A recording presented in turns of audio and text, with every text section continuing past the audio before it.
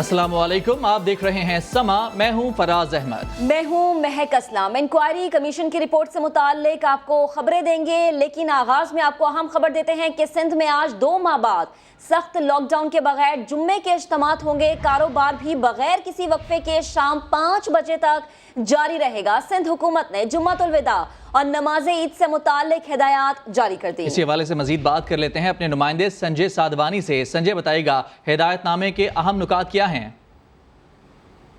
आज 2 माह बाद सिंध में जुम्मे के रोज़ मुकम्मल लॉकडाउन नहीं होगा। इससे पहले 2 माह तक जुम्मे के रोज़ 12 से 3 बजे तक कंप्लीट लॉकडाउन हुआ करता था। जो इस्तिस्ना हासिल कारोबार था, उस कारोबार को भी इन 3 घंटों के दौरान मुकम्मल बंद कर दिया जाता था और आवाम की नकल व हरकत मुकम्मल पाबंदी होती थी। मगर आज जो जुम्मा है उसके दौरान 12 से 3 बजे तक भी कोई लॉकडाउन नहीं होगा। तमाम कारोबार जो सुबह 8 से 5 बजे तक बगैर किसी वक़्फ़े के साथ किया जा सकेगा। तमाम मसाजिद में SOP के तहत जुम्मतुल विदा के इज्तिमा किए जा सकेंगे। सिक्योरिटी के हवाले से सख्त इंतजाम करने का हुक्म दिया गया है। महकमा दाखिला सिंध की जानिब से तमाम डिप्टी कमिश्नर और पुलिस हकाम को एक मरसासला हड़ताल किया गया है, जिसमें कहा गया है कि जो सिक्योरिटी है उसके सख्त तरीन इंतजाम किए जाएँ। अच्छा फैसला है सिंध हुकूमत का। 2 माह के बाद जो है तमाम इबादत का जो मसाजिद हैं उनको खोल दिया गया है और उनमें नमाज के इज्तिमा की इजाज़त दे दी गई। ठीक है, तफसीलात के लिए आपका बहुत शुक्रिया संजय साधवानी। पंजाब हुकूमत ने ईद उल फित्र तक तमाम मार्केट और शॉपिंग मॉल्स के औकात में तौसी कर दी है। शहरी रात 10 बजे तक बाजारों में खरीदारी कर सकेंगे। कोरोना के मरीज भी अपने प्यारों से मुलाकात कर सकेंगे। लाहौर से ये रिपोर्ट देखते हैं। अब बाजार खुलेंगे सुबह 9 से रात 10 बजे तक। शॉपिंग मॉल्स में होगी जमकर खरीदारी। मज़ारात भी खोल दिए गए।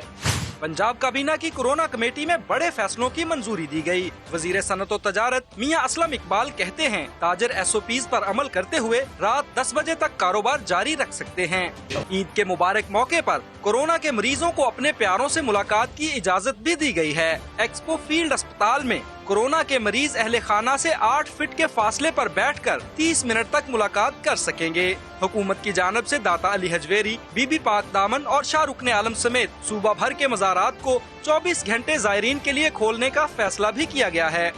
लाहौर हाई कोर्ट ने ईद पर पार्क और तफरीही गाहें खोलने की दरख्वास्त खारिज कर दी है। Chief justice Lahore high court ने ईद के मौके पर तफरीही गाहें खोलने की दरख्वास्त की समाअत की। चीफ जस्टिस कासिम खान ने रिमार्क्स दिए कि कोरोना का मामला पहले ही संगीन सूरत हाल इख्तियार कर चुका है। ऐसे में क्या बच्चों को मारने का लाइसेंस लेना चाहते हैं? चीफ जस्टिस ने दरख्वास्त खारिज करते हुए कोरोना मामला सुप्रीम कोर्ट में ज़ेर समाअत करार दे दिया। फवाद चौधरी का फिर चांद खड़ा, कहा ईद इतवार को होगी। रोयते हिलाल कमेटी खत्म करने का भी मुतालबा कर दिया। आज प्रेस कॉन्फ्रेंस में अहम उमूर सामने लाने का ऐलान भी कर दिया। विफाकी वजीर science and technology Fawad Chaudhry ने दावा किया है कि ईद उल फित्र 24 मई को होगी, जबकि रोयते हिलाल कमेटी ईद 25 मई पीर को करना चाहती है। फवाद चौधरी ने कहा कि आज प्रेस कॉन्फ्रेंस में तमाम जरूरी उमूर सामने लाऊंगा। प्रेस कॉन्फ्रेंस में बताऊंगा कि ईद 24 मई को क्यों बनती है। ये भी बताऊंगा कि रोयते हिलाल कमेटी क्यों पीर की ईद करना चाहती है। फवाद चौधरी ने कहा कि साइंस के जदीद दौर में रोयते हिलाल कमेटी की कोई ज़रूरत ही नहीं। और दूसरी जानिब वज़ीर आला सिंध ने ईद सादगी से मनाने की अपील कर दी है। कहते हैं कि अवाम ज़्यादा से ज़्यादा घरों में रहें। सरकारी टेस्टिंग के मयार पर मुराद अली शाह ने कहा कि टेस्ट में एरर आ सकते हैं, लेकिन माहिरीन ने बताया है कि एक दिन मुस्बत आने वाला टेस्ट दूसरे दिन मनफी भी आ सकता है। मेरे ऊपर इल्ज़ाम है कि मैं सियासत करता हूँ।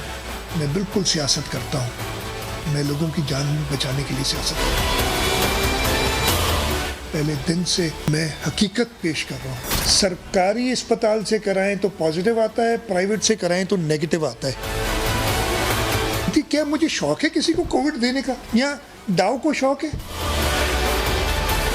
इन टेस्ट में कुछ एरर तो होता ही है जो एक है, लेकिन मरीज एक दिन पॉजिटिव और अगले दिन नेगेटिव हो सकता है, और चांस फॉल्स नेगेटिव का जो मुझे एक्सपर्ट्स ने बताया वो ज़्यादा है। मैंने नए कपड़े नहीं पहने, इस ईद पे तो कोई फर्क नहीं पड़ता। मुझे थोड़ी सी हैरत हुई थी कि जब ऐसी बातें हो रही थी कि जी आपने नहीं सिलाने कपड़े और लोगों ने तो सिलाने। ये ईद डेडिकेट करते हैं हम अपने front line workers, doctors, law enforcement, हमारे मीडिया लोगों के, ठीक है। और ईद सादगी से मनाएं, अपने घरों को ना जाएं, जो नमाज वगैरह के लिए SOPs हैं उन पे पाबंदी करें, और इसके साथ साथ मेरी वज़ीर आज़म से दरख्वास्त है कि वो नेशनल लेवल पे भी ऐलान करें कि ईद सादगी से मनाई जाए। और बात करते हैं सफेद चीनी के काले धंधे की, जिसमें बड़ी बड़ी सियासी जमातों के बड़े बड़े नाम सामने आ गए। पीपल्स पार्टी, नून लीग, तहरीक इंसाफ या फिर काफ लीग एक दूसरे पर जितना मर्जी गर्जें बरसें, चीनी के गोदाम में पहुंचे तो सभी एक हो गए। वजीर आजम के मामले खुसूसी बराए एहतसाब शहजाद अकबर ने सारा कच्चा चट्टा खोलकर सामने रख दिया। कहा, शुगर माफिया ने इदारों को बुरी तरह यरगमाल बनाया हुआ है। शुगर इंक्वायरी रिपोर्ट में क्या कुछ लिखा है, बहती गंगा में किस किस ने कितने हाथ धोए हैं, देखते हैं इस रिपोर्ट में। इस रिपोर्ट के अंदर वाज़ेह लिख दिया गया है, इंस्टीट्यूशनल कैप्चर है, इदारों को पूरी तरीके से यरगमाल बना लिया गया है। क्या पीपल्स पार्टी, क्या नून, क्या काफ और क्या तहरीक इंसाफ चीनी के गोदाम में पहुंचे तो सभी एक हुए। शहजाद अकबर बता गए कि इस धंधे में हर शाख पर एक नहीं बल्कि कई उल्लू बैठे हैं। कमीशन ने यह कहा है कि रेगुलेटर का जो फेलियर है, starting from the cane commissioner, जिसकी जिम्मेदारी है कि उसने किसान को ये पूरी कीमत लेके देनी है, उसका तोल पूरा करवाना है, वहाँ से कलूजन शुरू हो रही है और वो टॉप लेवल तक जाके कलूजन जाती है, डिसीजन मेकिंग, पॉलिसी मेकिंग तक है।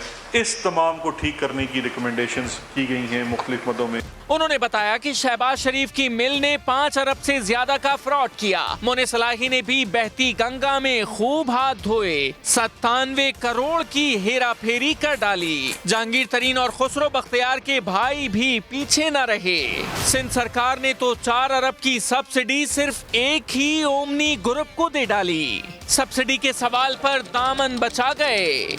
जो पंजाब से पूछा गया कि आपने सब्सिडी क्यों दी, तो पंजाब ने अपनी मुश्किलात बताई कि हमारे लिए उस वक्त किसान को सामने रखते हुए कि उसका गन्ना नहीं खरीदा जाएगा, ये बहुत बड़ी कंसिडरेशन थी। और जारी बात है वो एक कार्टेल है जो शुगर मिल्स वाले आते हैं, लेकिन यहाँ पे वॉल्यूम बड़ा इंपॉर्टेंट है। 2.4 अरब और बाकी तकरीबन ये 26 से 27 अरब रुपए की सब्सिडी जो पिछले 4 सालों में दी गई। प्रेस कॉन्फ्रेंस के आगाज पर वजीर इत्तलाआत शिबली फराज ने कारोबार और सियासत को अलग अलग रखने के लिए नए कानून की खबर भी सुना दी। हमारी हुकूमत, जिसका कि बुनियादी मकसद ही यही है कि हमने आके इस मुल्क में वो तब्दीलियाँ लानी हैं, वो स्ट्रक्चरल तब्दीलियाँ लानी हैं, उन माफियाज को बेनकाब करना है जिसने कि इस मुल्क में गरीब का खून चूसा और मुल्क के खजाने को भी नुकसान पहुंचाया। शहजाद अकबर ने बताया कि वफाकी काबीना ने रेगुलेटरी फ्रेमवर्क मौसर बनाने, मुलव्विस अफराद के खिलाफ क्रिमिनल केसेस को आगे बढ़ाने और लूटे गए पैसे वापस लेने के तरीक़ेकार पर भी गौर किया है।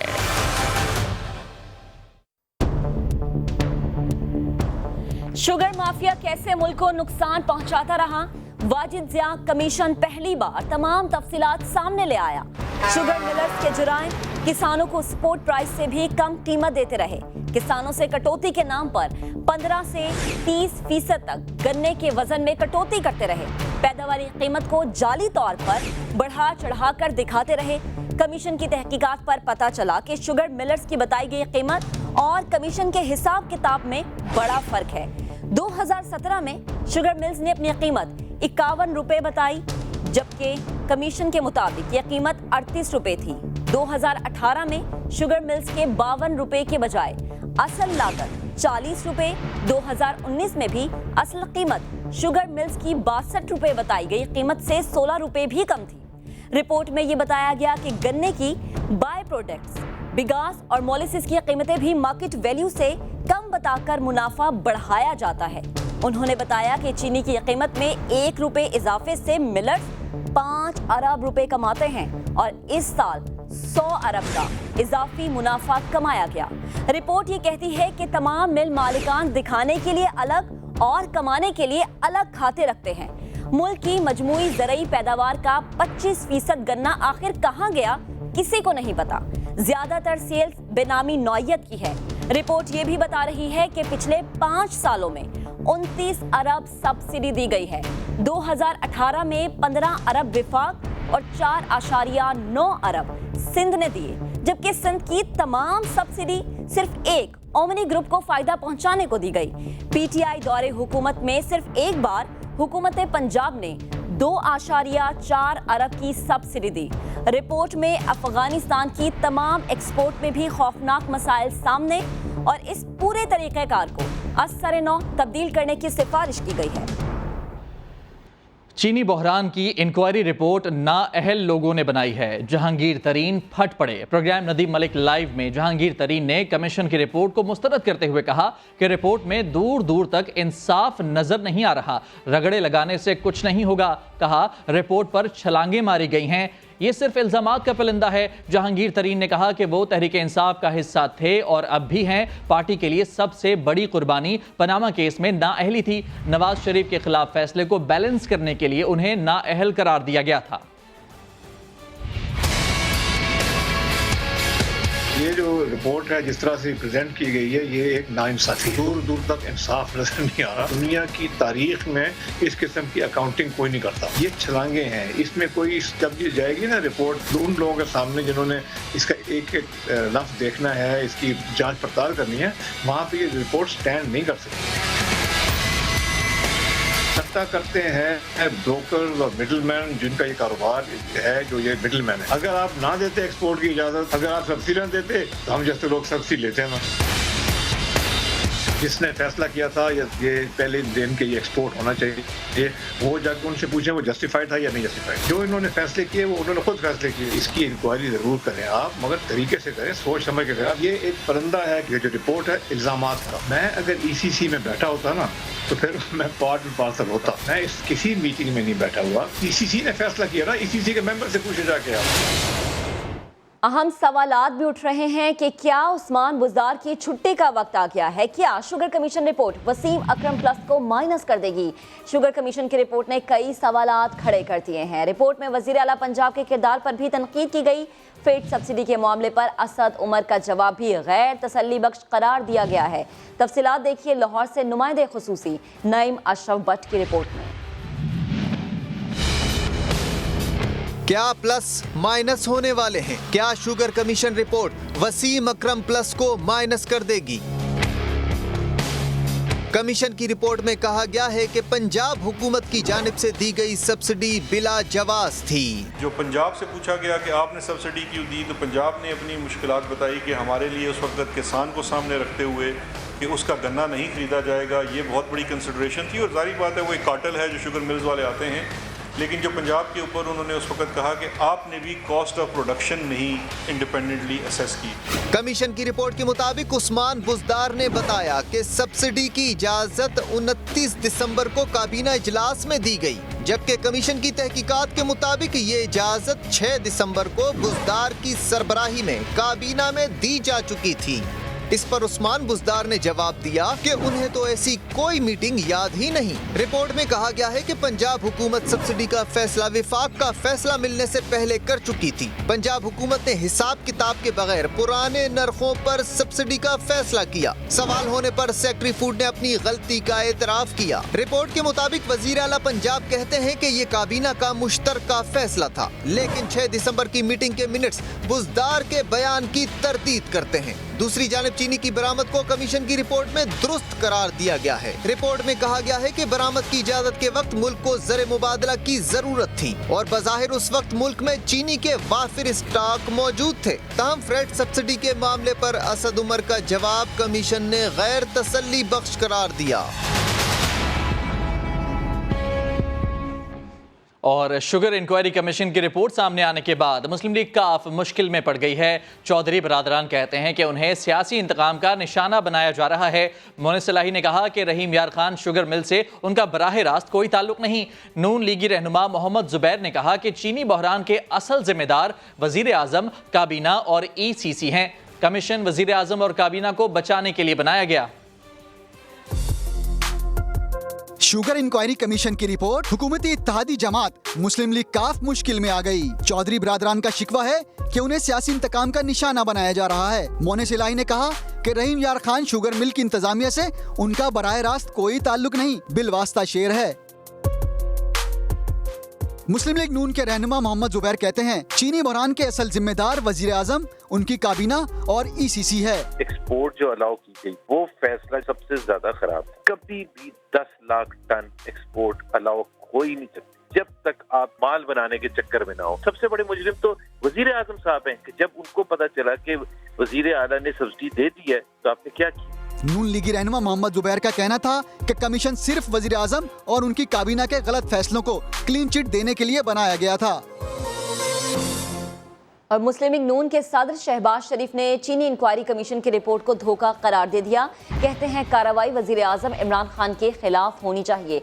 शहबाज शरीफ ने अपने एक बयान में कहा कि कमीशन ने चीनी बरामद करने के असल जिम्मेदार इमरान खान का बयान रिकॉर्ड ही नहीं किया। शहबाज शरीफ ने कहा कि असल मामला हुकूमत के मुजरिमाना फैसले का है। इमरान खान की इजाज़त देने पर शुगर एडवाइजरी बोर्ड की मुखालिफत के बावजूद चीनी बरामद की गई। उन्होंने कहा कि हुकूमत की नाअहली से 52 रुपये फी किलो चीनी की कीमत 90 रुपये तक पहुंच गई है। इमरान खान और जहांगीर तरीन की दोस्ती में दरार कहां से आई? क्या सिर्फ चीनी बहरान की तहकीकाती रिपोर्ट ने दोनों के ताल्लुकात में जहर खोल दिया या इसकी वजह कुछ और थी? वजीर आजम और उनके साबिक मोतमद खास की कुर्बतों और दूरियों पर इस्लामाबाद से इकराम भट्टी की रिपोर्ट देखते हैं। जहांगीर तरीन 2011 में PTI में आए और आते ही छा गए। 2013 के इंतखाबात में नाकामी के बाद PTI के धरने में भी जहांगीर तरीन ने इमरान खान के साथ मुतहर्रिक किरदार। इलेक्शन 2018 की इंतखाबी मुहिम में शहर शहर जलसों के लिए जहांगीर तरीन का हेलीकॉप्टर इमरान खान की सवारी बना रहा। जहांगीर तरीन सुप्रीम कोर्ट से नाअहल हुए मगर इमरान खान से कुर्बत में कमी ना आई। 2018 के इंतखाबात के बाद आजाद उम्मीदवारों को अपने हेलीकॉप्टर में बनी गाला लाने वाले भी जहांगीर तरीन थे, जिसके बायस तहरीक इंसाफ के लिए हुकूमत साजी मुमकिन हुई। इसीलिए बाज हलकों में उन्हें डिप्टी प्राइम मिनिस्टर भी कहा जाता था।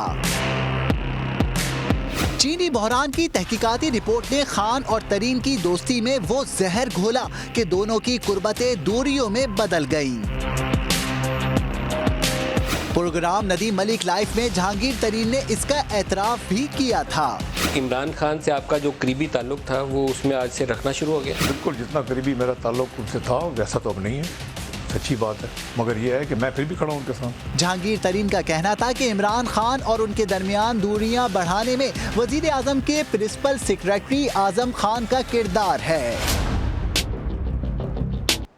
जबकि वजीर आजम इमरान खान माजी में कई बार कह चुके हैं कि आटे और चीनी के बहरान में चाहे कोई भी मुलव्विस हो उसे सजा दी जाएगी। इमरान खान का कहना था कि बहरान के पीछे एक माफिया है जिसका मुकाबला करेंगे। एक आदमी को नहीं छोड़ूंगा जिसने इस मुल्क का पैसा चोरी किया। चीनी और आटा ये जो महंगा हुआ है, एक एक माफिया को हम पकड़ेंगे। जो माफिया करप्ट निजाम से फायदा उठा रहा था उनके लिए अब मुश्किल साल आने वाला। करप्ट माफिया को शिकस्त देनी है। जो माफिया जो एक पुराने करप्ट निजाम से फायदा उठा रहा था ये जेलों में जाएंगे। जब आप तब्दीली लाना चाहते हैं तो रास्ते में माफिया खड़े होते हैं। माफिया को डर लगा हुआ है कि 30 साल से वो यहाँ इस मुल्क में हलवा खा रहे हैं। ये माफिया हर जगह होता है, अखबारों में माफिया बैठा है, कार्टेल्स, सियासतदानों का माफिया, पॉलिटिकल माफियाज। एक माफिया का हमारा मुकाबला है, ये मुल्क का माफिया है। माफिया को शिकस्त देनी है, एक एक माफिया को हम पकड़ेंगे। ये माफिया बैठे हुए हैं, माफियाज बैठे हुए हैं जिन्होंने इस मुल्क को पीछे रखा है। Mafia mafia mafia mafia mafia mafias mafia mafia mafias mafia mafias mafia mafia. एक आदमी को नहीं छोड़ूंगा जिसने इस मुल्क का पैसा चोरी किया। MQM पाकिस्तान ने सिंध सरकार के खिलाफ एक बार फिर गोलाबारी कर दी। खालिद मकबूल सिद्दीकी ने इल्ज़ाम लगाया कि पीपल्स पार्टी की मुतासिब हुकूमत हैदराबाद से वेंटिलेटर लड़काना ले गई। उन्होंने सिंध पब्लिक सर्विस कमीशन को सिंधी पब्लिक सर्विस कमीशन करार दे दिया। पीपल्स पार्टी ने इल्ज़ामात का क्या जवाब दिया, साद साबरी रिपोर्ट करेंगे।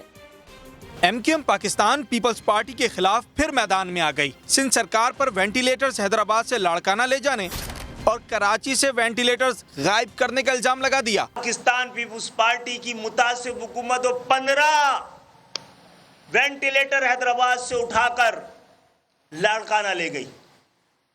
और कराची से भी वेंटिलेटर इसी तरह गायब कर दिए गए।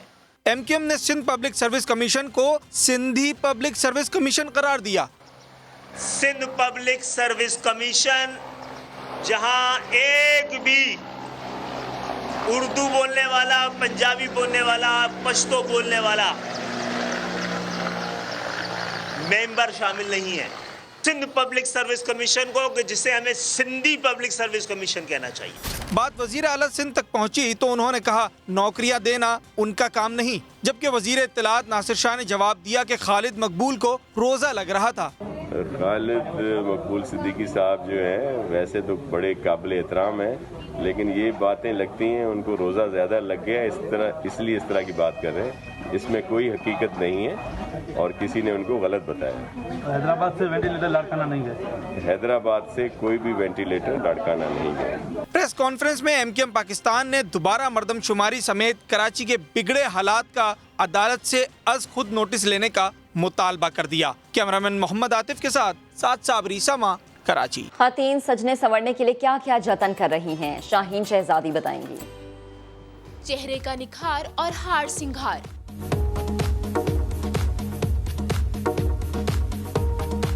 2 माह के लॉकडाउन के बाद पॉलर्स खुले तो फैसलाबादी कुड़ियां सजने संवरने पहुंच गईं। किसी ने मुखड़े का हुस्न बढ़ाया तो किसी ने बदले जुल्फों के अंदाज।